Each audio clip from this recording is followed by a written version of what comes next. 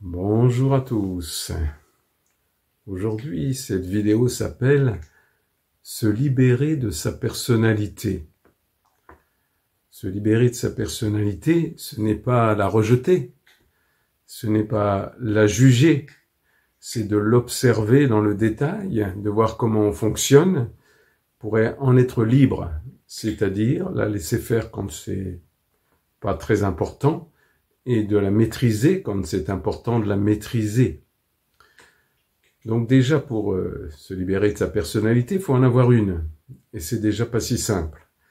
Personnellement, moi, dans mon chemin, j'étais une vraie girouette. Je m'adaptais à tout ce qui était autour de moi. J'avais un tel besoin d'amour, un tel besoin de reconnaissance, que je m'adaptais là où il fallait, et ça ne m'empêchait pas d'avoir des pensées parfois négatives à l'intérieur de moi.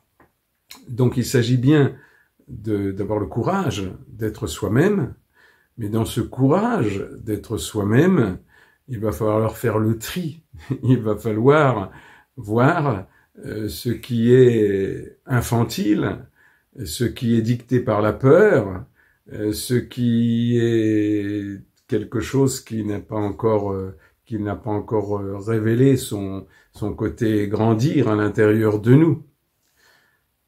Donc pour ça, il faut déjà se libérer de ce que mon maître appelait les mendiants d'amour. Quelque part, je me rends compte à quel point même les artistes et tout ça sont souvent des mendiants d'amour.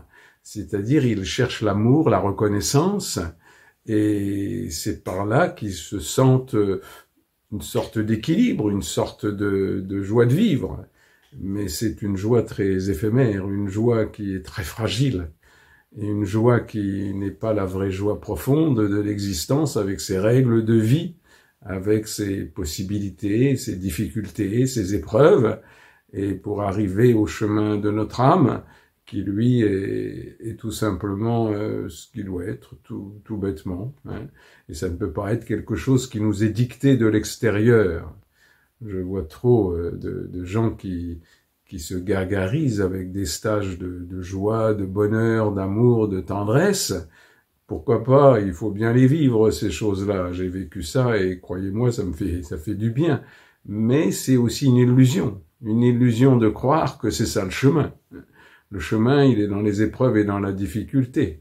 Il est dans l'amour de la vie, l'amour de soi, mais pas l'amour des illusions. Donc c'est pas la peine d'enlever des illusions à l'intérieur de nous pour en mettre d'autres. Le monde est ce qu'il est. Bien sûr qu'il a besoin d'évoluer, bien sûr qu'il évolue. Ça c'est vrai, mais avec une lenteur extrême. Et c'est pas à nous de changer le monde. C'est à nous de changer notre monde intérieur pour que le monde, par ricochet, puisse évoluer. Et évoluer, c'est pas se changer, c'est évoluer vers quelque chose qui peut mettre des siècles et des siècles à changer, mais au moins, on aura mis notre petite graine dans ce monde d'aujourd'hui. Donc c'est vraiment déjà voir comment on fonctionne, comment cette personnalité s'est fabriquée, qu'elle s'est fabriquée sur des peurs, hein, et nous avons utilisé des stratégies pour survivre, comme la fuite, comme la fusion, comme le contrôle, comme le masochisme, comme la rigidité, toutes ces techniques de survie. Il va falloir les voir à l'intérieur de nous pour petit à petit, doucement, tranquillement, essayer d'avancer un petit peu plus loin dans le lâcher-prise de ces structures de notre propre personnalité. Alors soit on a une relation intime avec un maître qui a une connaissance très approfondie de la psychologie, qui peut nous appuyer sur l'endroit où nous ne voulons pas voir, hein, ou soit de nous-mêmes, nous devons être d'une honnêteté incroyable à regarder nos fonctionnements intérieurs et à les remettre en cause, hein, mais les remettre en cause pour certains et pas d'autres. Il n'y a pas tout à changer à l'intérieur de nous. Hein. Il y a juste à voir ce qui est acceptable, ce qui est juste et ce qui doit évoluer. Et ça, c'est par l'environnement extérieur, par nos relations intimes et non intimes à l'extérieur de nous que nous pouvons voir ce qui nous amène des choses pas très justes pour nous, même négatives, alors que c'est nous qui semons ces réactions autour de nous. Donc c'est quelque chose pour notre propre bonheur à évoluer et pour aussi participer à l'évolution de l'humanité, donc en étant tout simplement un élève de la vie, et pour pouvoir avancer dans cette libération, et pas ce rejet, mais cette libération de la personnalité.